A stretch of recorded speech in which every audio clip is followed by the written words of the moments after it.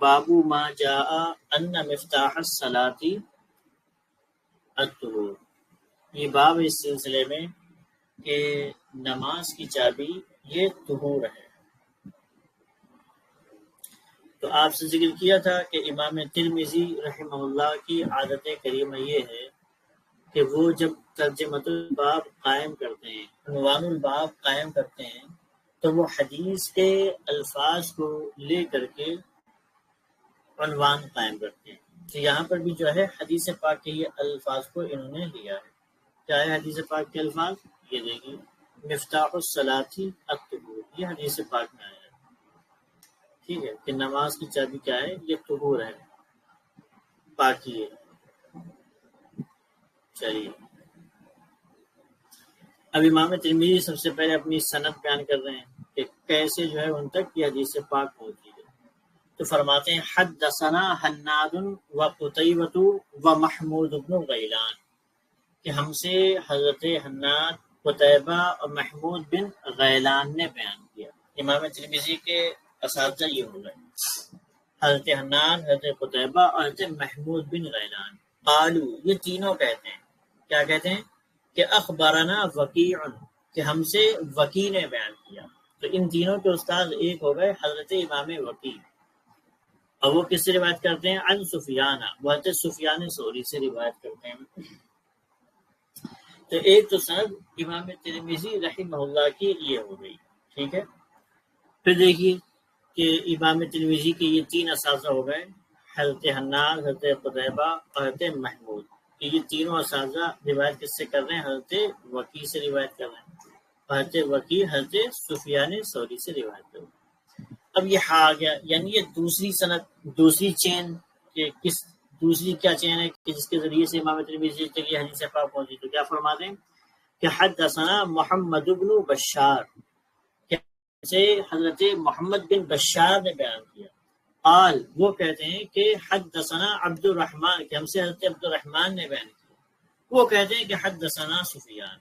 تو اس حدیث کا مدار حضرت سفیان پر ہے، ٹھیک ہے، کہ امام ترمذی کے جو اساتذہ ہوئے حضرت حناد، حضرت قتیبہ، حضرت محمود بن غیلان، یہ بھی سفیان ثوری سے روایت کر رہے ہیں، لیکن امام وکیع کے واسطے۔ اور دوسری جو سند ہے حضرت محمد بن بشار، وہ بھی حضرت سفیان ثوری سے روایت کر رہے ہیں، لیکن حضرت عبد الرحمن کے واسطے سے روایت کر رہے ہیں، ٹھیک ہے۔ پھر دیکھیے حضرت سفیان کیا فرماتے ہیں۔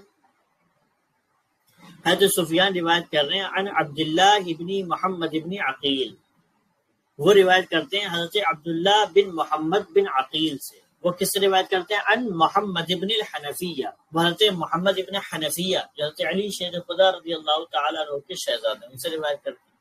اور وہ کس سے روایت کرتے ہیں؟ عن علی، وہ حضرت مولا علی شیر خدا رضی اللہ تعالیٰ عنہ سے روایت کرتے ہیں۔ اور حضرت مولا علی عن النبی صلی اللہ تعالی وسلم، اور حضرت مولا علی شیر خدا نبی پاک صلی اللہ تعالی وسلم سے اس حدیث پاک کو بیان فرماتے ہیں۔ کیا کہ قال، کہ آپ صلی اللہ تعالی وسلم نے یہ فرمایا، کیا فرمایا؟ کہ مفتاح الصلاۃ الطہور، کہ نماز کی چابی جو ہے وہ طہور ہے، طہارت ہے۔ وتحریمها التکبیر، اور نماز کا تحریمہ تکبیر ہے، ٹھیک ہے۔ وتحلیلها التسلیم، اور نماز کا جو تحلیلہ ہے وہ تسلیم ہے۔ تو یہ ہمارے آقا علیہ الصلوۃ والتسلیم نے بیان فرمایا، ٹھیک ہے، کہ نماز کی کنجی طہارت ہے، یعنی وضو ہے، اور اس کا تحریمہ کیا ہے؟ تکبیر ہے، یعنی اسی کے ذریعے سے نماز شروع ہو جاتی ہے۔ وتحلیلها التسلیم، اور اس کا تحلیلہ تسلیم ہے۔ تو دیکھیے نماز کی چابی یہ وضو ہے، طہارت ہے، مطلب کیا کہ جیسے چابی کے بغیر تالا نہیں کھلتا ہے، ایسے ہی طہارت کے بغیر نماز بھی نہیں ہوتی ہے، ٹھیک ہے۔ تو جب آپ نے وضو کر لیا، طہارت حاصل کر لی، تو گویا کہ اس چابی کے ذریعے، وہ چابی آپ کو اب حاصل ہو گئی کہ اس چابی کے ذریعے سے آپ اپنی نماز کو کھول سکیں، ٹھیک ہے۔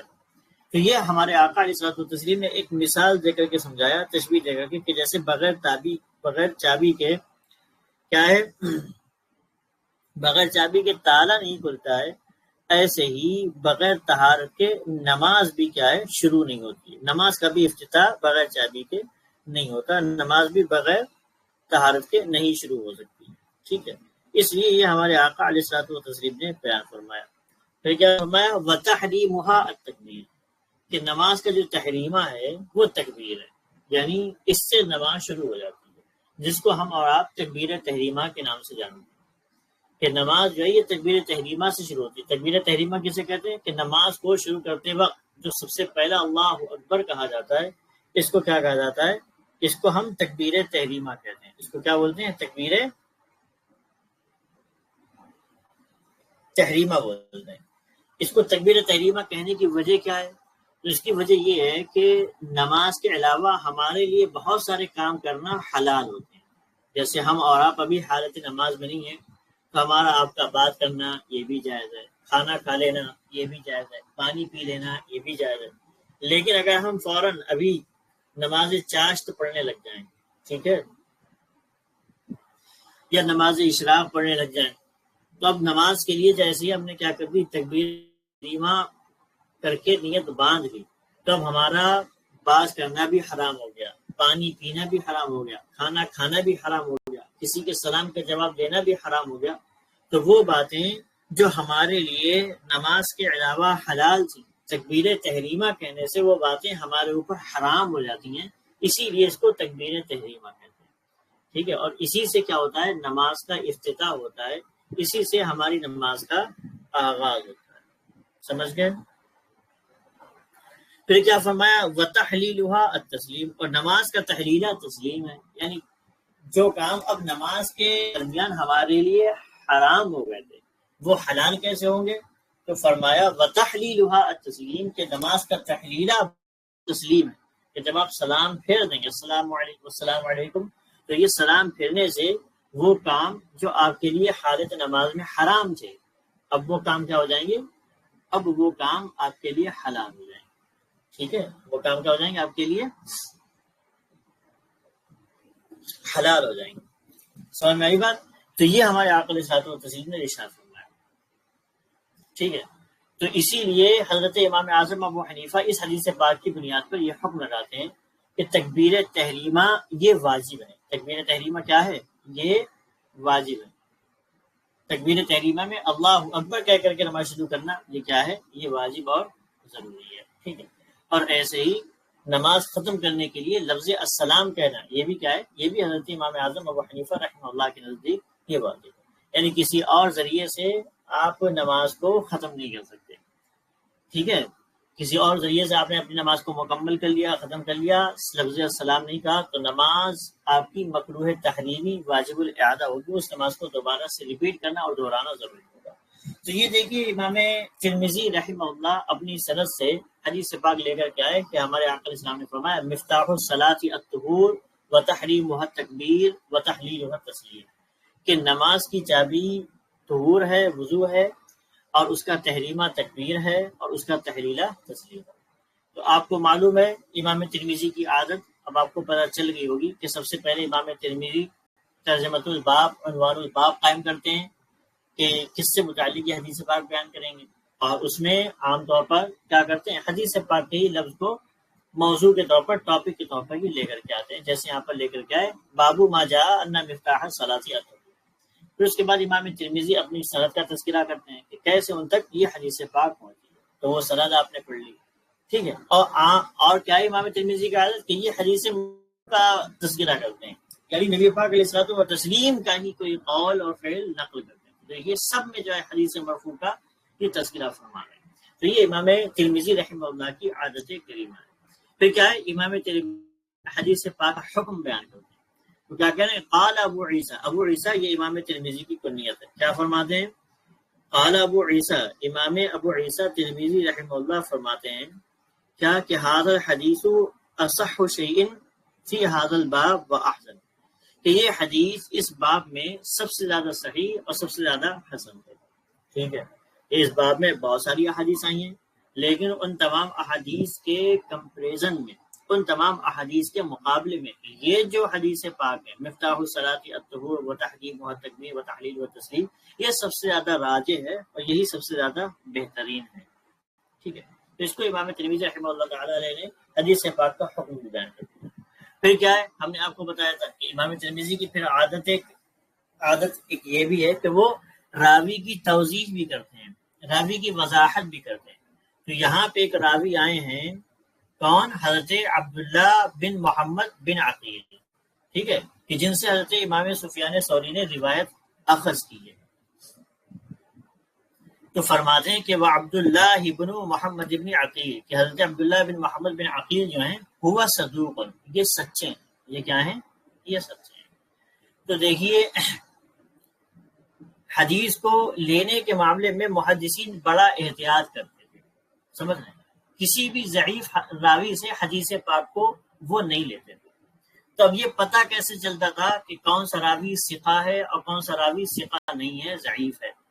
تو دیکھیے اس کے لیے عام طور پر دو چیزیں اس راوی کے اندر دیکھی جاتی ہیں۔ ایک دیکھا جاتا تھا اس کی دینداری اور پرہیزگاری اور تقوی کو، کہ کیا وہ راوی تقوی و پرہیزگار اور متقی ہے کہ نہیں ہے۔ ایک تو اس چیز کو دیکھا جاتا تھا، اور دوسرا اس چیز کو دیکھا جاتا تھا کہ کیا وہ راوی مضبوط قوت حافظے والا ہے کہ نہیں ہے، سمجھ رہے ہیں؟ اگر ہمیں اس کی دینداری کا، تقوی اور پرہیزگاری کا پتہ چل گیا، علم ہو گیا کہ ہاں یہ واقعی میں بڑے متقی ہیں، بڑے پرہیزگار ہیں، بڑے سچے ہیں، ٹھیک ہے، تو ظاہر سی بات ہے ہمیں یہ معلوم ہو جائے گا پھر یہ حدیث پاک میں جھوٹ نہیں بولے گا۔ پتہ چلے گا کہ نہیں پتہ چلے گا؟ بتائیے، کہ کسی کے بارے میں ہمیں یہ معلوم ہو جائے کہ یہ راوی بالکل سچے ہیں، کبھی بھی انہوں نے اپنی زندگی میں جھوٹ نہیں بولا، تو اس کے بارے میں ہمیں یہ علم ہو جائے گا کہ یقیناً یہ جو ہیں اب حدیث پاک میں بھی جھوٹ نہیں بولیں گے۔ تو ایک جو چیز دیکھی جاتی ہے راوی کے ثقہ ہونے کے لیے، راوی کے صحیح ہونے کے لیے، وہ دیکھی جاتی ہے اس کی عدالت، اس کی دینداری، اس کی پرہیزگاری، کہ کیا وہ راوی عادل ہے کہ نہیں۔ اچھا، پھر عادل ہونے سے بھی کام نہیں چلے گا، ٹھیک ہے، کہ کسی راوی کے بارے میں پتہ چلتا ہے کہ یہ بڑے متقی ہیں، بڑے پرہیزگار ہیں، بہت سارے لوگ ہوتے ہیں، ٹھیک ہے، بلکہ کیا ہے اس کے ساتھ ساتھ ہمیں علم حدیث میں یہ بھی دیکھنا پڑے گا کہ ان راوی کا قوت حافظہ بھی مضبوط ہے کہ نہیں ہے، یہ چیزوں کو یاد رکھ پاتے تھے کہ نہیں رکھ پاتے تھے، یا ان کو نسیان ہو جاتا تھا، یا نسیان ہو گیا تھا، بھول ہو گیا تھا ان کو، سمجھ رہے، بھول جاتے تھے یہ، کیا ایسا تو نہیں ہے؟ تو یہ بھی چیز دیکھی جاتی ہے۔ تو اب دیکھیے محدثین کتنے ذہین ہوا کرتے تھے کہ کئی لاکھ احادیث ان کو یاد ہوتی ہیں، سمجھ رہے ہیں؟ تو اس سے آپ اندازہ لگائیے کہ محدثین کتنے مضبوط اور قوی حافظے والے ہوا کرتے تھے۔ تو یہ دو چیزیں خاص طور سے راوی کے بارے میں دیکھی جاتی ہیں، کہ جو راوی ہے جو حدیث پاک کو بیان کر رہا ہے کیا وہ متقی اور پرہیزگار ہے کہ نہیں ہے، اور ساتھ ہی ساتھ یہ بھی دیکھا جاتا ہے کہ اس کے قوت حافظہ میں تو کوئی کمی نہیں ہے، مضبوط قوت حافظہ والا ہے کہ نہیں ہے، ٹھیک ہے۔ تو اسی کو بیان کر رہے ہیں کہ عبداللہ بن محمد بن عقیل ہوا صدوق، وہ بالکل سچے انسان ہیں، ٹھیک ہے، جھوٹ نہیں بولتے وہ۔ تو اس سے راوی کی ایک صفت کا پتہ چل گیا کہ یہ متقی اور پرہیزگار اور سچے انسان ہیں، ٹھیک ہے۔ پھر دوسری بات جو ہے کہ کیا ان کا قوت حافظہ مضبوط ہے کہ نہیں ہے، تو اس کے بارے میں کیا فرماتے ہیں؟ تو فرما رہے ہیں کہ وقد تکلم فیہ بعض اہل العلم من قبل حفظہ، کہ بعض اہل علم نے، بعض محدثین نے ان کے سلسلے میں کلام کیا ہے، کس حیثیت سے؟ من قبل حفظہ، ان کے حفظ کی حیثیت سے، کہ یہ ٹھیک راوی نہیں ہے، ٹھیک ہے، اس لیے کیا ہے بعض اہل علم نے ان کے بارے میں کلام کیا ہے، گفتگو کی ہے کہ یہ صحیح راوی نہیں ہے، ان کا قوت حافظہ مضبوط نہیں تھا، بھول نسیان کی بیماری ان کو ہو گئی تھی۔ تو اس طریقے کی باتیں محدثین نے ان کے حوالے سے کی۔ سمجھ میں آئی بات کہ نہیں سمجھ میں آئی؟ تو یہ امام ترمذی رحمہ اللہ نے راوی حضرت عبداللہ بن محمد بن عقیل کی وضاحت کری کہ یہ بچے ہیں، متقی اور پرہیزگار راوی ہیں۔ ہاں بعض اہل علم نے، بعض محدثین نے ان کے بارے میں یہ کلام کیا ہے کہ ان کو نسیان کی بیماری ہو گئی تھی، قوت حافظہ ان کا اتنا مضبوط باقی نہیں رہا تھا، ٹھیک ہے۔ اب امام ترمذی رحمہ اللہ فرماتے ہیں کہ وَسَمِعْتُ محمد بن اسماعیل یقول، کہ میں نے اپنے استاد، اپنے شیخ حضرت محمد بن اسماعیل یہ امام بخاری ہیں۔ تو آپ کو بتایا تھا کہ امام ترمذی کے اساتذہ میں حضرت امام بخاری بھی آتے ہیں۔ تو امام ترمذی کیا کہتے ہیں کہ سمعت، میں نے سنا محمد بن اسماعیل یقول، حضرت محمد بن اسماعیل کو یہ فرماتے ہوئے کہ میرے جو استاد ہیں حضرت محمد بن اسماعیل امام بخاری، میں نے ان کو یہ کہتے سنا کہ امام بخاری یہ فرماتے تھے کہ کانا احمد بن حنبل و اسحاق بن ابراہیم والحمیدی یحتجون بحدیث عبداللہ بن محمد بن عقیل، کہ کیا فرماتے تھے کہ حضرت امام احمد بن حنبل، حضرت اسحاق بن ابراہیم یعنی حضرت اسحاق ابن راہوے، اور کون؟ امام حمیدی، یہ امام بخاری کے اساتذہ میں سے ہیں، ٹھیک ہے۔ تو یہ سارے لوگ کیا کرتے تھے؟ یحتجون بحدیث عبداللہ ابن محمد بن عقیل، کہ وہ حضرت عبداللہ بن محمد بن عقیل کی حدیث کو حجت قرار دیتے تھے، دلیل قرار دیتے تھے، یعنی ان کی حدیث کو قابل قبول سمجھتے تھے، ان کی حدیث کو اخذ کرتے تھے، ان کی حدیث کو لیا کرتے تھے۔ سمجھ میں آئی بات؟ تو یہ جو ہے اتنے بڑے بڑے محدثین، ان کے بارے میں یہ فرما رہے ہیں کہ حضرت امام احمد ابن حنبل ہو گئے، حضرت اسحاق بن راہوے ہو گئے، یہ بہت بڑے محدث، حضرت امام حمیدی ہو گئے، اور کون ہو گئے؟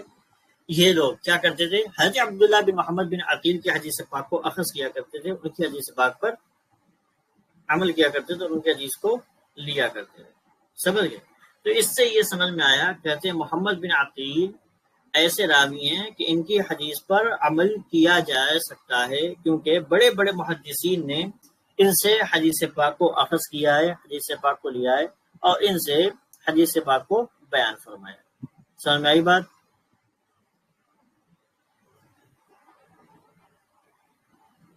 سمجھ گئے؟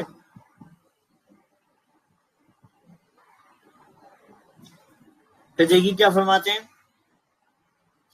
کہتے ہیں قال محمد، اور امام محمد نے فرمایا ہوا مقارب الحدیث، وہ کون ہے؟ وہ مقارب الحدیث ہیں۔ اب یہ ہوا مقارب الحدیث یہ بھی لفظ تعدیل ہے، یعنی یہ بول کر کے کیا ہے؟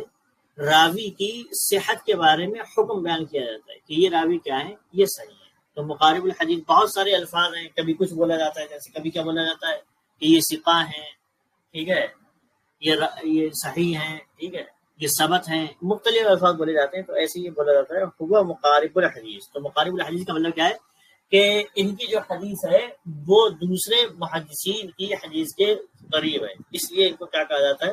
مقارب الحدیث بھی کہا جاتا ہے۔ اور کبھی کبھی را کے زبر کے ساتھ بھی اس کو پڑھ لیا جاتا ہے کہ مقارب الحدیث، ٹھیک ہے، کہ ان کی حدیث کہ غیروں کی حدیث ان کی حدیث کے کیا ہے؟ قریب قریب قریب تر ہے۔ تو یہ بھی کیا ہے؟ یہ بھی الفاظ تعجیل میں سے۔ سمجھ میں آئی بات؟ اتنی بات سمجھ میں آ گئی؟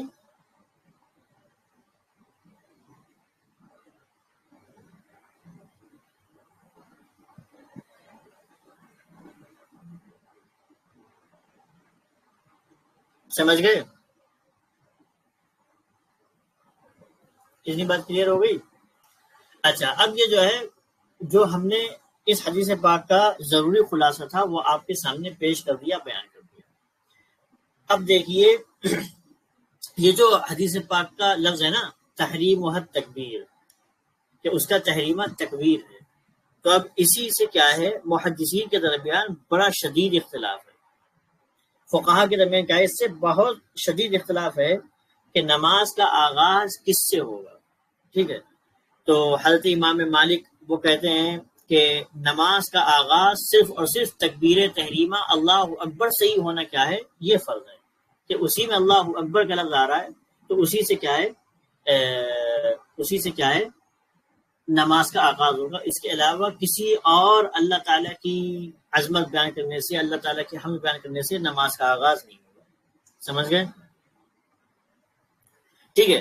اور امام شافعی بھی یہی فرماتے ہیں کہ اللہ اکبر اس سے بھی ہو سکتا ہے، اور الاکبر کہ جب اس پر الف لام داخل کر دیا جائے اللہ اکبر کہہ دیا جائے، تو اس سے بھی کیا ہے؟ اس سے بھی کیا ہو جائے؟ اس سے بھی جو ہے نماز کا آغاز ہو جائے گا اللہ اکبر سے اور اللہ اکبر سے۔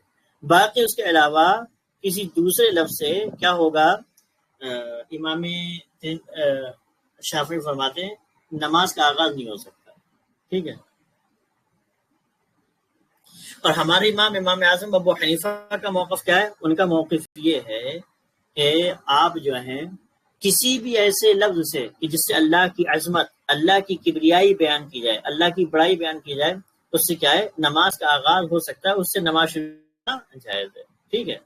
ہاں، جو حدیث پاک کے الفاظ ہیں اس اعتبار سے اللہ اکبر کے ذریعے سے کیا ہے؟ نماز کا آغاز کرنا یہ کیا ہے؟ یہ واجب اور ضروری ہے۔ سمجھ میں آئی بات؟ تو یہ جو ہے امام اعظم ابو حنیفہ رحمہ اللہ کا موقف بھی ہے۔ تو ہر ایک کے اپنے دلائل ہیں، ٹھیک ہے. تو امام مالک کی دلیل کیا ہے؟ امام مالک کی دلیل یہی ہے کہ یہ حدیث پاک میں فرمائے گا کہ وہ تکبیر تحریم و تکبیر، کہ نماز کا تحریمہ تکبیر ہے، یعنی اکبر کے ذریعے سے کیا ہے آپ نماز کا آغاز کر سکتے ہیں، اس کے علاوہ کسی سے نہیں کر سکتے. یہ امام مالک رحمہ اللہ تعالی نے مسئلہ اس حدیث پاک سے اخذ کیا. اور امام شافعی نے کیا فرمایا کہ اللہ اکبر سے بھی کر سکتے ہیں اور اللہ الاکبر سے بھی کر سکتے ہیں، کیونکہ دونوں میں ہی کیا ہے تکبیر کا لفظ آ رہا ہے، ٹھیک ہے. تو اس سے بھی کیا ہے آپ جو ہے کیا کر سکتے ہیں اللہ کی تکبیر اللہ الاکبر سے اور اللہ اکبر سے نماز کا آغاز کر سکتے ہیں. امام اعظم ابو حنیفہ کیا فرماتے ہیں کہ ہر وہ لفظ جس کے ذریعے سے اللہ تعالیٰ کی حمد، اللہ تعالیٰ کی بڑائی ہو سکتی ہے، اس سے آپ نماز کا آغاز کر سکتے ہیں. دلیل امام اعظم ابو حنیفہ کی یہی ہے کہ وربک فکبر، اللہ تعالیٰ فرماتا ہے کہ وربک فکبر، اپنے رب کی کبریائی بیان کرو، عظمت بیان کرو. اس میں خاص جو ہے اللہ اکبر کہنے کا ذکر نہیں ہے. ایسے ہی حضرت یوسف علیہ السلام کو جب خواتین نے دیکھا تھا تو اس کے بارے میں اللہ تعالیٰ نے فرمایا کہ فمار رأینہ اکبر نہ وقطعن ایدیہن، کہ جب ان عورتوں نے حضرت یوسف علیہ السلام کو دیکھا تو اکبر نہ ہو، تو اللہ تعالیٰ کی کبریائی میں، ٹھیک ہے. فما رأینہ اکبر نہ وقطعن ایدیہن، اور انہوں نے اپنے ہاتھوں کو کاٹ دیا. اس میں بھی کیا ہے کہ اسی چیز کا تذکرہ ہے، ٹھیک ہے، کہ انہوں نے اللہ کی کبریائی بیان کی. اس میں خاص یہ لفظ نہیں آیا ہے کہ کیا کیا جائے اللہ اکبر کہہ کر کے اللہ کی کبریائی بیان کی جائے. اور ایسے ہی وذکر اسم ربہ، اور اللہ کا نام، وذکر اسم ربہ، اور اپنے رب کا نام ذکر کیا، فصلی اور نماز ادا کی. تو یہاں پر کیا ہے امام اعظم ابو حنیفہ انہی آیات سے استدلال فرمایا ہے کہ کیا ہے کہ ہر وہ لفظ جس کے ذریعے سے کیا ہے آپ اللہ کی تعظیم اور کبریائی بیان کر سکتے ہیں، اس سے نماز کا آغاز کرنا جائز ہے. یعنی اللہ اعظم آپ بول دیجئے، اللہ اجل بول دیجئے، الحمدللہ بول دیجئے، ہر لفظ سے امام اعظم ابو حنیفہ کے نزدیک کیا ہے نماز کا آغاز کرنا یہ جائز اور درست ہے، ٹھیک ہے. لیکن بہرحال تکبیر تحریمہ میں لفظ اللہ اکبر کہنا ہے یہ واجب ضرور ہے، ٹھیک ہے. جب واجب ہے تو اگر آپ اس کے علاوہ کسی اور دوسرے لفظ سے کریں گے تو واجب کا ترک ہوگا، یعنی فرض تو ادا ہو جائے گا، ٹھیک ہے. کہ یہ فرض نہیں ہے کہ صرف اللہ اکبر کہا جائے، ٹھیک ہے. تو فرض تو آپ کا ادا ہو جائے گا اللہ اعظم کہنے سے، نماز آپ کی ہو جائے گی، لیکن مکروہ تحریمی اور واجب الاعادہ ہوگی. سمجھ میں آئی بات؟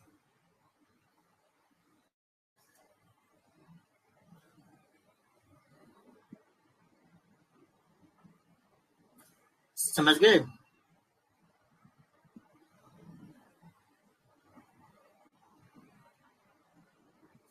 اچھا ہاں چلیے، تو یہ بات جو ہے ہمارا مکمل ہو گیا. پھر ایسے ہی جو ہے اس میں بھی اختلاف ہے، وَتَحْلِيلُهَا التسلیم، کہ نماز کا تحلیلہ کیا ہے یہ تسلیم ہے. تو اس میں بھی کیا ہے اختلاف ہے، کیا کہ نماز کو جو فارغ کیا جائے گا، نماز کو جو کمپلیٹ کیا جائے گا اس میں کیا کہا جائے گا. تو اس سلسلے میں بھی کیا ہے، اس سلسلے میں بھی محدثین کے درمیان اختلاف ہے. تو کیا اختلاف ہوگا اس سلسلے میں؟ وہی سارا اختلاف کہ نماز کو جب آپ مکمل کریں گے تو حضور پاک کی حدیث پاک و تحلیل و تسلیم کے لفظ سلام سے ہی کرنا ضروری ہے یا اس کے علاوہ کسی اور لفظ سے بھی ہو سکتا ہے. تو ہمارے امام اعظم ابو حنیفہ رحمہ اللہ فرماتے ہیں کہ نماز کو ختم کرنے کے لیے سلام کہنا، لفظ السلام کا ہونا یہ کیا ہے، یہ اسی حدیث کی روح سے یہ واجب ہے. سمجھ میں آئی بات؟ اسی حدیث پاک کی روح سے کیا ہے لفظ السلام کا ہونا کیا ہے یہ واجب، یعنی کسی دوسرے لفظ سے آپ نماز کو ختم نہیں کر سکتے. تو اگر آپ نے کسی اور ذریعے سے نماز کو ختم کر دیا، ٹھیک ہے، تو نماز تو آپ کی ہو جائے گی لیکن وہ ہوگی کیا، مکروہ تحریمی ہوگی. کیا ہوگی؟ مکروہ تحریمی ہوگی. لہذا اس نماز کو آپ کو دوبارہ سے کہنا کیا ہوگا، یہ واجب اور ضروری. ٹھیک ہے، سمجھ گئے آپ لوگ؟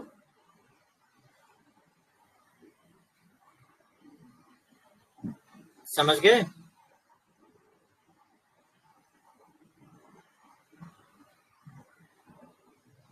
امید ہے یہ باتیں سمجھ میں آ گئی ہوں گی نا آپ لوگوں کو؟ ذرا بتائیے، زیادہ گاڑی تو نہیں ہوئی باتیں؟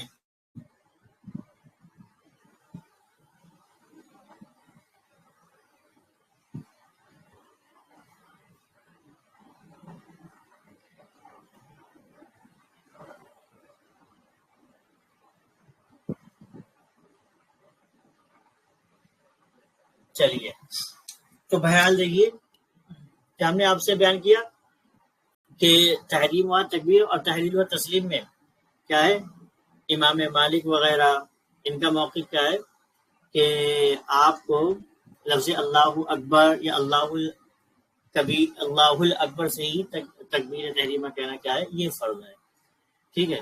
تو ویسے ہی جو ہے یہاں پر وہ تحلیل و تسلیم میں بھی یہ فرماتے ہیں امام مالک وغیرہ کیا کہ یہاں پہ السلام علیکم کہنا ہی فرض ہے، اس کے علاوہ اگر آپ نے کوئی کام کیا اور اس سے آپ نماز سے باہر ہوئے تو یہ نماز کا فرض آپ کا چھوٹ جائے گا اور نماز ہی آپ کی صحیح نہیں ہو، جبکہ امام اعظم ابو حنیفہ کے نزدیک یہ حدیث پاک کی روح سے حدیث پاک کی روشنی میں واجب ہے۔ تو اگر کسی اور ذریعے سے آپ نماز سے باہر ہو گئے تو نماز تو آپ کی ادا ہو جائے گی، لیکن مکروہ تحریمی ہوگی اور واجب الاعادہ ہوگی، ٹھیک ہے۔ تو یہ باب جو تھا وہ ہمارا یہ مکمل ہو گیا۔ اب نیکسٹ باب جو ہے اس کو دیکھیے۔ ہاں پھر دیکھیے فی الباب کا عنوان امام ترمذی قائم کرتے ہیں تو فرماتے ہیں وفی الباب عن جابر و ابی سعید، اس باب میں حضرت جابر رضی اللہ تعالیٰ عنہ سے اور ابو سعید رضی اللہ تعالیٰ عنہ سے کیا ہے حدیث پاک آئی ہے، ٹھیک ہے۔ چلیے آگے دیکھیے، یہ باب آ رہا ہے باب ما یقول اذا دخل الخلاء، یہ باب ہے اس بارے میں کہ کیا کہے جب بیت الخلاء میں داخل ہو، یعنی جب بیت الخلاء میں داخل ہوا جائے تو اس وقت کیا کہنا چاہیے۔ تو امام ترمذی اپنی سند سے حدیث پاک کا تذکرہ فرما رہے ہیں، تو دیکھ لیجیے حدیث پاک کیا کہتے ہیں کہ حدثنا قتیبۃ و حناد، امام ترمذی کہتے ہیں کہ ہم سے حضرت قتیبہ اور حضرت حناد پاک بیان کی، قال یہ دونوں فرماتے ہیں کہ حدثنا وکیع، کہ ہم سے حضرت وکیع نے یہ حدیث پاک بیان کی۔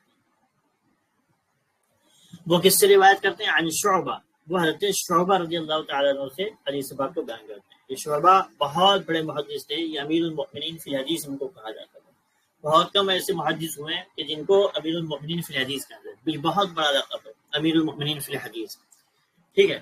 تو یہ امام شعبہ سے بیان کرتے ہیں حضرت وکیع، اور وہ کس سے روایت کر رہے ہیں؟ عن عبد العزیز بن صہیب، وہ حضرت عبد العزیز بن صہیب سے روایت کر رہے ہیں، اور وہ کس سے روایت کر رہے ہیں؟ عن انس بن مالک، اور وہ حضرت انس بن مالک رضی اللہ تعالیٰ عنہ سے روایت کر رہے ہیں۔ قال وہ کہتے ہیں کہ کان النبی صلی اللہ علیہ وسلم اذا دخل الخلاء، کہ نبی پاک علیہ السلام اذا دخل الخلاء، جب بیت الخلاء میں داخل ہوتے، قال تو کہتے اللہم انی اعوذ بک، کیا کہتے؟ اللہم انی اعوذ بک، تو کبھی یہ کہتے قال شعبہ کہ اللہ میں تیری پناہ چاہتا ہوں، قال شعبہ، امام شعبہ کہتے ہیں کہ وقد قال مرۃ اخری، کہ جب دوسری مرتبہ حدیث بیان کی تو یہ فرمایا کہ اعوذ باللہ من الخبث والخبیث ابی الخبث والخبائث، تو یہ الفاظ استعمال فرمائے کہ حضور پاک علیہ السلام یہ کہتے تھے کہ اعوذ باللہ من الخبث والخبیث ابی الخبث والخبائث، ٹھیک ہے، کہ اے اللہ میں تیری شیطان، جنوں، شریر جنوں اور جنیوں سے تیری پناہ چاہتا ہوں۔ یہ ہمارے آقا علیہ الصلوۃ والتسلیم بیت الخلاء میں داخل ہوتے وقت الفاظ کا استعمال فرمایا کرتے ہیں۔ تب دیکھیے بیت الخلاء یہ ایک ایسی جگہ ہے کہ جہاں پر شیاطین کا مسکن ہوتا ہے، کہ یہاں پر شیطان رہا کرتے ہیں، ٹھیک ہے۔ اب شیطان کیا ہوتے ہیں؟ دیکھیے جنات جو ہوتے ہیں یہ دونوں طریقے کے ہوتے ہیں، اچھے جن بھی ہوتے ہیں اور برے جن بھی ہوتے ہیں۔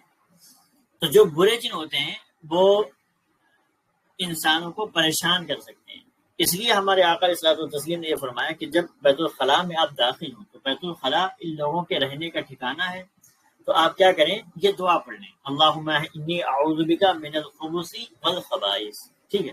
تو خبث جو ہے یہ خبیث کی جمع ہے، اس سے مراد کیا ہے کہ جو مذکر شیطان ہے، جو مذکر برا جن ہے، اور خبائث یہ خبیثتن کی جمع ہے، مؤنث کی، تو یعنی کیا ہے کہ جو مؤنث شیطان ہے، ٹھیک ہے۔ تو ہمارے آقا علیہ السلام نے فرمایا کہ اے اللہ میں مذکر اور مؤنث دونوں قسم کے شیطانوں سے، دونوں قسم کے برے جنوں سے تیری پناہ چاہتا ہوں۔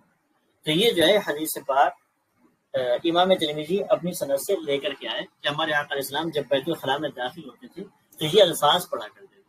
تو ہمارے لیے بھی حکم یہ ہے کہ جب بھی ہم بیت الخلاء میں جائیں تو بیت الخلاء میں جانے سے پہلے اللہم انی اعوذ بک من الخبث والخبائث یہ الفاظ پڑھ لیں. اس سے انشاءاللہ تعالی نبی پاک علیہ الصلوۃ والتسلیم کی سنت پر عمل بھی ہو جائے گا، اور کیا ہو جائے گا، اور ہم لوگ برے شیاطین کے اثر سے کیا ہوتے ہیں، بچ بھی جائیں گے انشاءاللہ. اب دیکھیے امام ترمذی فی الباب قائم کر رہے ہیں تو فرماتے ہیں وفی الباب عن علی و زید بن ارقم و جابر و ابن مسعود، کہ اس باب میں حضرت مولا علی سے، حضرت زید ابن ارقم سے، اور حضرت جابر سے، اور حضرت عبداللہ ابن مسعود رضی اللہ تعالیٰ عنہ سے روایت ہے کہ اس باب میں کہ جب بیت الخلاء میں جائیں تو کیا پڑھیں. تو اس باب میں حضرت علی سے بھی روایت آئی ہے، حضرت زید بن ارقم سے بھی، حضرت جابر سے بھی، اور حضرت عبداللہ ابن مسعود رضی اللہ تعالیٰ عنہ سے بھی حدیث پاک آئی ہے. تو کہتے ہیں کہ قال ابو عیسیٰ، امام ابو عیسیٰ ترمذی اب حدیث پاک کا حکم بیان فرما رہے ہیں. کہتے ہیں کہ حدیث انس اصح شیء فی هذا الباب واحسن، کہ حضرت انس کی جو حدیث ہے وہ اس باب میں کیا ہے، وہ زیادہ صحیح اور زیادہ حسن ہے. اس لیے امام ترمذی نے یہاں پر حضرت انس بن مالک کی حدیث پاک کو نقل فرمایا ہے. ٹھیک ہے، کہ حضرت انس رضی اللہ تعالیٰ عنہ کی جو حدیث پاک ہے وہ امام ترمذی نے اپنی سند سے یہاں پر بیان فرمائی ہے. تو اس کی وجہ کیا ہے کہ یہ حضرت انس رضی اللہ تعالیٰ عنہ کی جو حدیث پاک یہاں پر ہے وہ کیا ہے، وہ زیادہ صحیح اور بہت زیادہ بہتر ہے. ٹھیک ہے، پھر دیکھیے ایک بات یہاں پر یہ بیان فرما رہے ہیں کہ حدیث زید بن ارقم فی اسنادہ اضطراب، کہ حضرت زید بن ارقم رضی اللہ تعالیٰ عنہ کی جو حدیث پاک ہے فی اسنادہ اضطراب، اس کی سند میں بہت زیادہ اضطراب ہے. اضطراب کا مطلب کیا، اختلاف ہے. تو کیا ہے، حضرت مولا علی سے بھی روایت آئی ہے، حضرت جابر سے بھی، حضرت ابن مسعود سے بھی، حضرت زید بن ارقم سے بھی، اور حضرت انس بن مالک سے بھی. حضرت انس بن مالک رضی اللہ تعالیٰ عنہ کی جو حدیث پاک ہے جو یہاں پر امام ترمذی نے بیان فرمائی ہے، یہ دوسری احادیث کے مقابلے میں زیادہ راجح، زیادہ بہتر ہے. اس لیے امام ترمذی نے ان کی حدیث پاک کو یہاں پر بیان کیا. حضرت زید بن ارقم کی حدیث پاک کے بارے میں بیان فرما رہے ہیں کہ حضرت زید بن ارقم کی جو حدیث پاک ہے نا، اس کی سند میں شدید اختلاف ہے، بہت زیادہ اختلاف ہے. کیسے اختلاف ہے، تو اب امام ترمذی اس کا تذکرہ فرما رہے ہیں. تو فرماتے ہیں کہ روا ہشام الدستوائی سعید بن ابی عروبہ عن قتادہ، کہتے ہشام دستوائی اور حضرت سعید ابن ابی عروبہ یہ حضرت قتادہ سے روایت کر رہے ہیں. ٹھیک ہے، کس نے روایت کیا، حضرت ہشام دستوائی نے بھی، اور حضرت سعید بن عروبہ نے بھی حضرت قتادہ سے روایت کیا. تو مطلب کیا ہوا کہ حضرت قتادہ کے شاگرد دو ہو گئے. کون، ایک حضرت ہشام دستوائی، یہ بھی حضرت قتادہ سے بیان کرتے ہیں، اور ایک ہے حضرت سعید ابن ابی عروبہ، یہ بھی کس سے روایت کر رہے ہیں، حضرت قتادہ رضی اللہ تعالیٰ عنہ سے روایت کر رہے ہیں. ٹھیک ہے، کہ حضرت ہشام دستوائی بھی کہتے ہیں کہ مجھ سے حضرت قتادہ نے بیان کیا، اور حضرت سعید ابن عروبہ بھی کہتے ہیں کہ مجھ سے حضرت قتادہ نے بیان کیا. اب حضرت سعید کیا کہتے ہیں، حضرت سعید کہتے ہیں کہ عن القاسم ابن عوف الشیبانی عن زید ابن ارقم.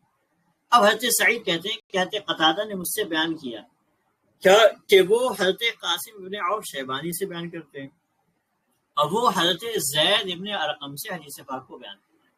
یعنی امام سعید، حضرت سعید کیا فرما رہے ہیں کہ میرے شیخ حضرت قتادہ حضرت قاسم ابن عوف شیبانی سے، اور وہ حضرت زید بن ارقم سے حدیث پاک بیان کرتے ہیں.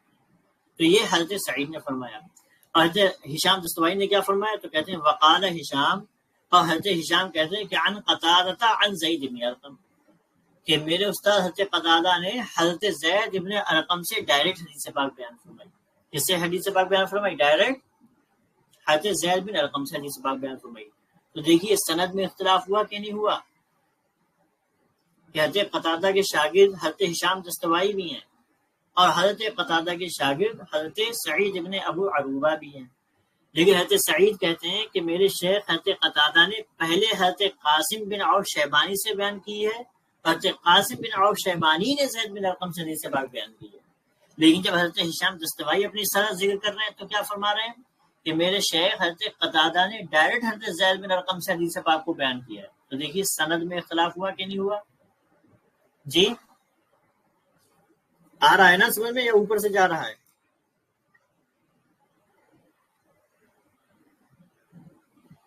ٹھیک ہے، اب دیکھیے یہ ایک چیز ہو گئی. اب اور دیکھیے پھر فرماتے ہیں امام ترمذی کہ وَرَوَى شُعْبَةُ وَمَعْمَرٌ عَنْ قَتَادَةَ، کہ حضرت قتادہ سے حضرت شعبہ اور حضرت معمر نے بھی حدیث پاک بیان کی ہے. یعنی ادھر دو شاگرد حضرت قتادہ کے کون ہو گئے؟ حضرت ہشام دستوائی اور حضرت سعید ابن ابی عروبہ ہو گئے. اور یہاں پر امام ترمذی فرما رہے ہیں کہ ان کے دو شاگرد اور ہیں، حضرت شعبہ اور حضرت معمر، یہ بھی حضرت قتادہ سے بیان کر رہے ہیں. ٹھیک ہے.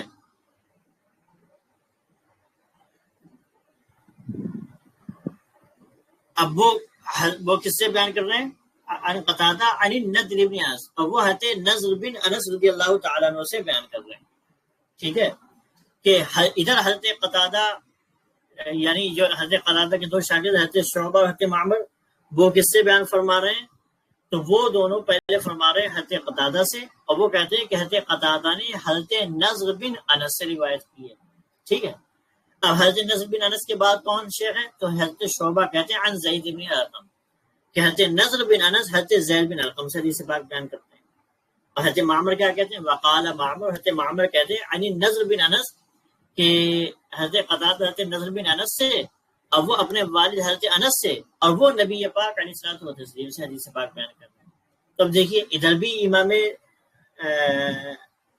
قتادہ جو ہوئے ان کے شاگردوں میں اختلاف ہوا، کہ جیسے ادھر شاگردوں میں اختلاف ہوا تھا کہ حضرت ہشام دستوائی اور حضرت سعید کہتے ہیں کیا کہ حضرت سعید کیا فرما رہے ہیں کہ حضرت قتادہ نے حضرت قاسم بن عوف شیبانی سے روایت کی ہے، اور حضرت ہشام کیا کہہ رہے ہیں کہ نہیں حضرت زید بن ارقم سے روایت کی ہے. تو یہ اختلاف ہوا.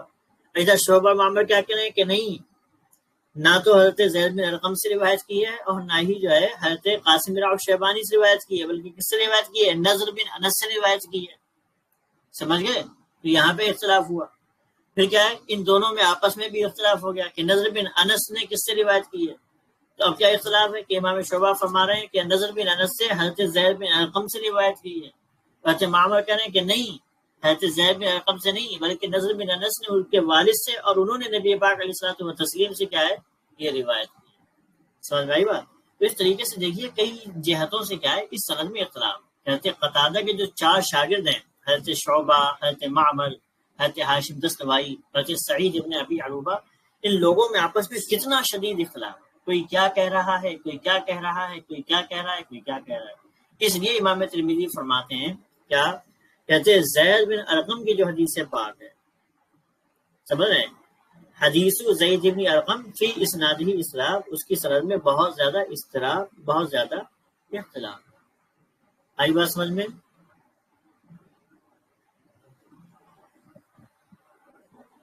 ٹھیک ہے. دیکھیے اس کو ذرا ادھر دیکھ لیجیے، اس میں دیکھیں تقریرات المعی میں کہ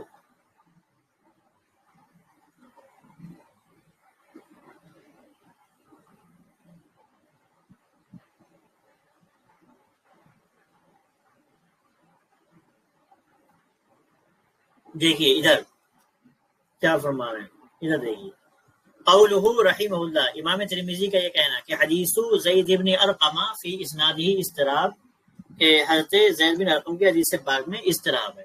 توضیح الاضطراب، اس کی توضیح یہاں پر بیان کریں کہ اختلاف کیسے. کہہ رہے ہیں کہ انا ہشامن و سعید ابن ابی عروبۃ و شعبۃ و معمر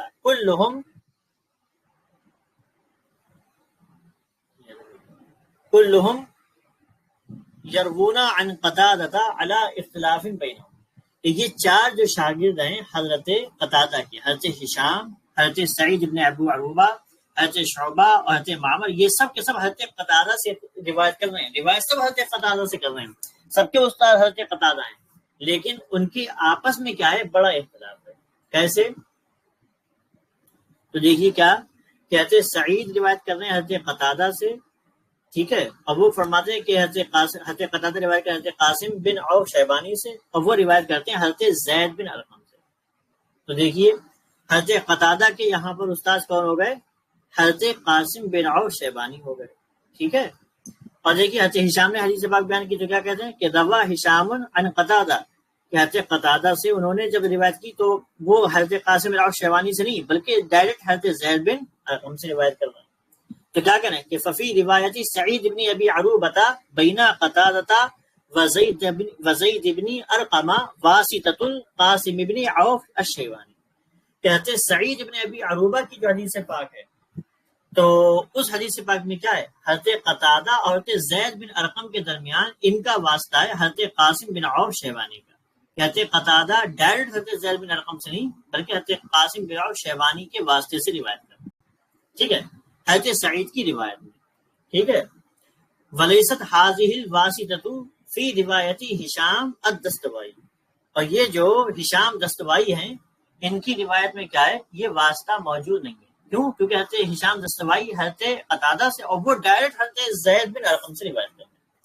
پھر دیکھیے کہتے ہیں کہ ورواہ شعبۃ ومعمر عن قتادہ عن النضر بن انس. کہتے امام شعبہ نے حضرت معمر نے بھی قتادہ سے حدیث پاک کو بیان کیا ہے، لیکن کس کے حوالے سے، کس کے ذریعے سے، کس کے واسطے سے؟ حضرت نضر بن انس کے واسطے سے روایت کیا ہے.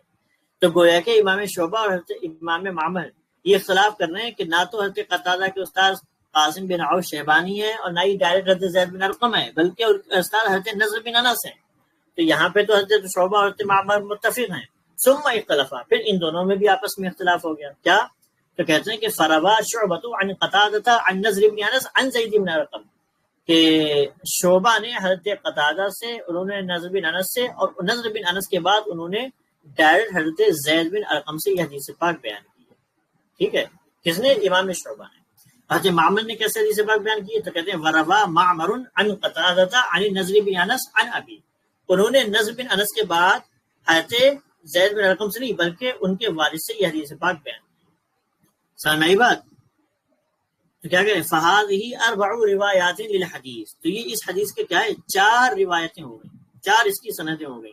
ٹھیک ہے، وَإِذَا أَضَفْنَا بَعْدَهَا إِلَى بَعْضٍ يَقَعُ الْاضْطِرَابُ فِي عِدَّةِ مَوَاضِعٍ. تو جب ہم کیا کریں، ان 4 سندوں کو آپس میں ایک دوسرے سے ملائیں تو کئی طریقوں سے کیا ہے، اضطراب اور اختلاف پیدا ہو رہا ہے.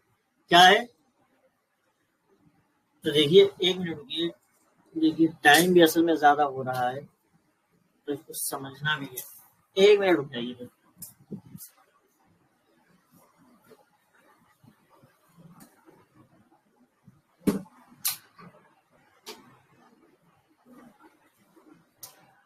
جی بیٹری اصل میں ڈاؤن ہو رہی تھی، چلیے چارج لگا لیے. تو دیکھیے سمجھیے کیا ہے پہلے اختلاف. کہہ رہے ہیں کہ فی روایتی سعید ابن ابی عروبہ، کہ حضرت سعید ابن ابی عروبہ کی روایت میں کیا اختلاف ہے کہ انا قتادہ یرویہ عن القاسم، کہتے قتادہ حضرت قاسم سے روایت کر رہے ہیں. دیکھیے قاسم بن عوف شیبانی سے. فکأنہ ہوا شیخ قتادہ، تو گویا کہ کیا ہے کہ وہ حضرت قتادہ کے شیخ ہیں، حضرت قتادہ کے استاد ہیں. حضرت کون؟ حضرت قاسم بن عوف شیبانی. اور حضرت ہشام دستوائی کس کی روایت میں کیا ہو رہا ہے، قتادہ یرویہ عن زید بن ارقم، وہ ڈائریکٹ حضرت زید بن ارقم سے روایت کر رہے ہیں. ٹھیک ہے، فیعلم منہ، تو اس سے یہ معلوم ہو رہا ہے کہ انا شیخ قتادہ زید بن ارقم، اس سے یہ معلوم ہو رہا ہے حضرت قتادہ کے استاد حضرت زید بن ارقم. تو حضرت سعید بن کی روایت میں کیا معلوم ہو رہا ہے کہ حضرت قتادہ کے استاد حضرت زید بن ارقم نہیں ہیں بلکہ حضرت قاسم بن عوف شیبانی ہیں. اور حضرت ہشام دستوائی کی روایت سے کیا معلوم ہو رہا ہے کہ حضرت قتادہ کے استاد کون ہے، حضرت زید بن ارقم ہے. تو ایک تو یہ ہو گیا اختلاف. پھر دیکھیے دوسرے ذریعے سے کہہ رہے ہیں فی روایتی سعید، حضرت سعید کی روایت میں کیا ہے کہ انا قتادہ یرویہ عن القاسم، کہ حضرت سعید کی روایت میں حضرت قتادہ حضرت قاسم سے روایت کر رہے ہیں. وعلی خلافہ فی روایتی شعبہ ومعمر ان قتادہ یرویہ عن النضر بن انس، اور اس کے برخلاف حضرت شعبہ حضرت معمر کی روایت میں کیا ہے کہ حضرت قتادہ نضر بن انس سے روایت کر رہے ہیں. تو ادھر یہ دوسرا اختلاف ہوا. کہتے سعید کی روایت میں یہ کہتے قتادہ قاسم بن عوف شیبانی سے روایت کر رہے ہیں، لیکن یہ جو شعبہ اور معمر کی حدیث آئی اس میں کیا پتہ چل رہا ہے کہ امام قتادہ نے اس حدیث سے پاک کو حضرت نصر بن انس سے روایت کیا. تو فکانہ شیخو النضر بن انس، تو ان کے شیخ کیا ہوئے، نضر بن انس ہو گئے. ٹھیک ہے، یہ دوسرے اختلاف ہو گیا. پھر تیسرا دیکھیے اختلاف دیکھیے، کہہ رہے ہیں کہ یعلم من روایتی ہشام، کہتے ہیں ہشام کی روایت سے یہ بات ہمیں معلوم ہوتی ہے کہ انا قتادہ روا عن زید بن ارقم، کہتے قتادہ زید بن ارقم سے روایت کر رہے ہیں. فکانہ شیخ ہوا، تو گویا کہ ان کے استاد ان کے شیخ حضرت زید بن ارقم ہو گئے. ومن روایتی شعبہ و معمر یظہر، اور شعبہ اور معمر کی روایت سے یہ ظاہر ہوتا ہے کہ انا قتادہ روا عن النضر بن انس کہتے قتادہ نے حضرت نضر بن انس سے روایت کیا ہے، فسارہ شیخ انس، تو ان کے شیخ حضرت نضر ہو گئے، تو یہ تیسری جہت سے اختلاف ہو گیا، ٹھیک ہے نا۔ پھر چوتھا اختلاف فی روایتی شعبہ، حضرت شعبہ کی روایت میں کیا ہے کہ ان نضر بن انس، کہتے نضر بن انس یہ یروی روایت کر رہے ہیں اس حدیث کو حضرت زید بن ارقم سے، ٹھیک ہے، شعبہ کی روایت میں یہ ہے۔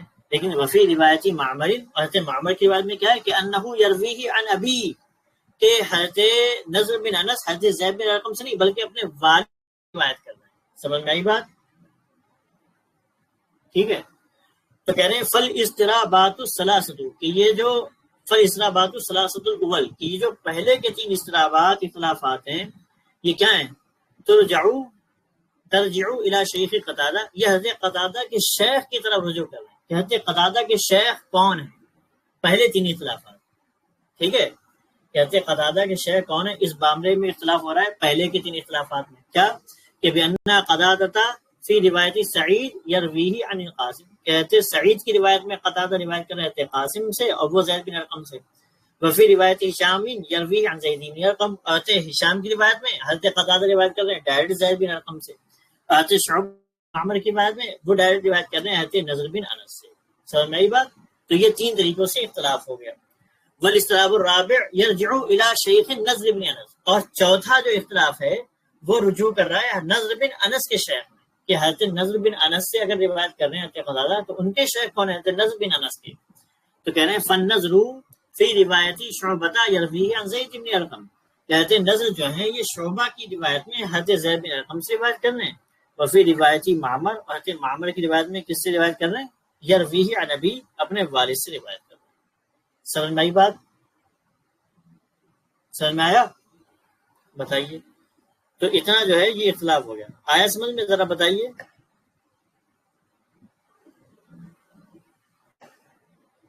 تو آپ خود دیکھیے کہ کتنا اختلاف ہے کہ سمجھنے میں اتنی دشواری ہو رہی ہے، سمجھ رہے ہیں نا۔ تو اسی کو امام ترمذی نے فرمایا کہ کیا ہے کہ حدیث زید بن ارقم، کہتے ہیں زید بن ارقم کی جو حدیث پاک ہے فی اسنادی اضطراب، اس کی سند میں بڑا اضطراب ہے، ٹھیک ہے۔ اب دیکھیے امام ابو عیسیٰ فرماتے ہیں کہ سألت محمدًا عن هذا، کہ میں نے محمد بن اسماعیل بخاری، امام بخاری ان کے استاد ہیں نا، تو کیا فرمانا ہے ترمذی، کہتے ہیں کہ میں نے حضرت امام بخاری سے عن هذا، اس کے بارے میں پوچھا، فقال، تو آپ نے فرمایا یحتمل، یا یحتمل دونوں پڑھ سکتے ہیں، یحتمل ان یکون قتادۃ روا عنہما جميعا، کہ یہ ممکن ہے، یہ پاسبل ہے، کہتے قتادہ نے دونوں سے روایت کیا ہو، کس سے روایت کیا ہو، دونوں سے روایت کیا ہو، تو اب یہ دونوں جو ہیں یہ ضمیر کس کی طرف لوٹ رہی ہے، ٹھیک ہے، تو اس کے بارے میں دیکھیے کیا ہے، کہتے قتادہ کے جو شیوخ ہیں وہ تین یہاں پر ذکر ہو رہے ہیں، کتنے ہو رہے ہیں، تین ہو رہے ہیں، کیسے، کہتے سعید کی روایت میں جو حضرت قتادہ کے استاد ہیں وہ کون ہیں، قاسم بن عوف شیبانی ہیں، دیکھیے حضرت سعید کی روایت میں حضرت قتادہ کے استاد کون ہیں، حضرت قاسم بن عوف شیبانی ہیں، اور حضرت ہشام کی روایت میں کون ہیں، حضرت قتادہ کے استاد حضرت زید بن ارقم رضی اللہ تعالی عنہ، دیکھیے ہائی لائٹ کر رہے ہیں ہم، اور حضرت شعبہ اور معمر کی حدیث پاک میں حضرت قتادہ کے استاد نضر بن انس ہیں، دیکھیے کون ہے، حضرت نضر بن انس، آ رہی بات سمجھ میں جی۔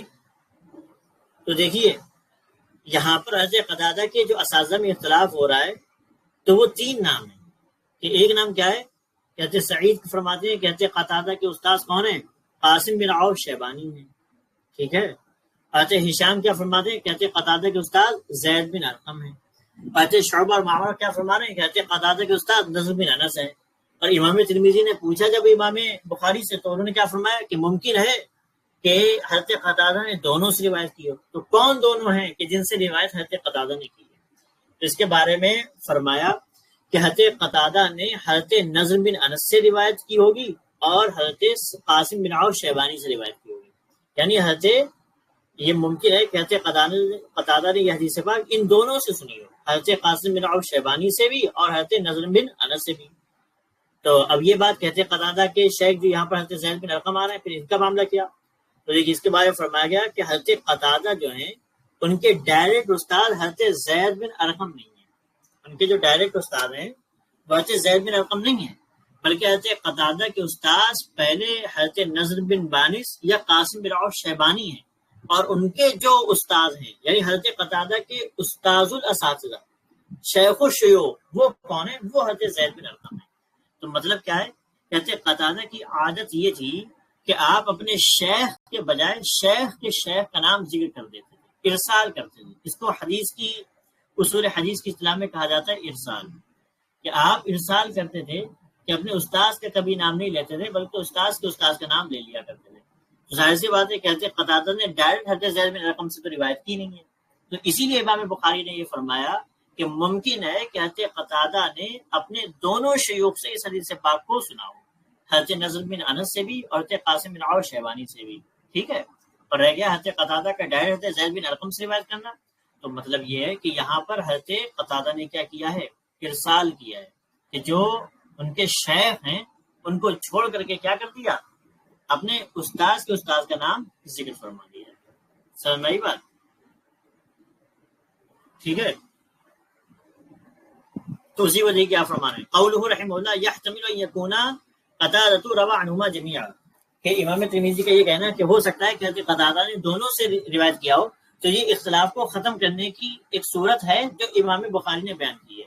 اس کا حاصل کلام کیا ہے کہ یحتمل ان یکون قتادہ، کہ ممکن ہے کہ حضرت قتادہ نے روى عنہما ان دونوں سے روایت کیا ہو، کس سے؟ قاسم بن عوف شیبانی سے اور نضر بن انس دونوں سے روایت کیا ہے۔ فالضمیر یرجع الی القاسم والنضر، تو عنہما میں جو ہما ضمیر ہے یہ قاسم اور نضر کی طرف لوٹ رہی ہے، ٹھیک ہے۔ لا ما ہوا مذکور فیما بین صدور الکتاب من ان المرجع زید بن ارقم والنضر، ایسا نہیں ہے کہ جو کتاب کے بین السطور میں ہے کہ حضرت زید بن ارقم اور حضرت نضر کی طرف یہ ضمیر لوٹ رہی ہے، ٹھیک ہے۔ اس کی وجہ بھی وہی ہے جو ابھی ہم نے آپ کے سامنے بیان کیا، ٹھیک ہے، کہ حضرت قتادہ نے حضرت قاسم بن عوف شیبانی اور حضرت نضر بن انس سے روایت کیا ہے، حضرت زید بن ارقم سے جو ہے انہوں نے روایت نہیں کی کیونکہ وہ ارسال فرماتے تھے، ٹھیک ہے۔ چلیے، تو یہ جو ہے یہاں پر آج کا ہمارا باب مکمل ہے۔ اچھا ہاں، چلیے ایک حدیث پاک اور رہے گی، اس کو دیکھ لیجیے۔ کہتے ہیں کہ حدثنا احمد بن عبدۃ الضبی البصری، امام ترمذی کہتے ہیں کہ ہم سے احمد بن عبدہ الضبی بصری نے بیان کیا، وہ کہتے ہیں کہ حدثنا حماد بن زید، کہ ہم سے حماد بن زید نے بیان کیا، وہ کس سے روایت کرتے ہیں؟ عن عبدالعزیز بن صہیب، حضرت عبدالعزیز بن صہیب سے، وہ عن انس بن مالک، وہ حضرت انس بن مالک رضی اللہ تعالیٰ عنہ سے روایت کر رہے ہیں۔ تو دیکھیے اوپر جو حدیث پاک ہے یہ بھی کس سے؟ حضرت انس بن مالک سے ہے، لیکن اس کی سند الگ ہے امام ترمذی کی، کہ حضرت عبدالعزیز بن صہیب حضرت انس سے روایت کر رہے ہیں، لیکن عبدالعزیز سے روایت کرنے والے حضرت شعبہ ہیں، ٹھیک ہے۔ کون ہے؟ حضرت شعبہ ہیں، ٹھیک ہے۔ تو یہاں پر کون ہے عبدالعزیز سے روایت کرنے والے؟ حضرت حماد بن زید ہیں، ٹھیک ہے۔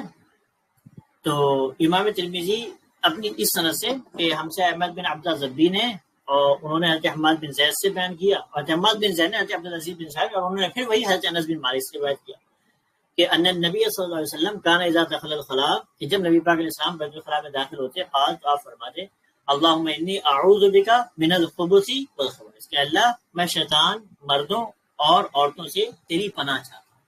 ھذا حدیث حسن صحیح، یہ حدیث حسن صحیح ہے، ٹھیک ہے۔ تو یہ جو باب ہے یہ ہمارا مکمل ہو گیا، چلیے ٹھیک ہے۔ تو آج کا درس تھوڑا سا لمبا ہو گیا، اور چونکہ یہ اختلاف سمجھنے میں سند کے زیادہ دشمن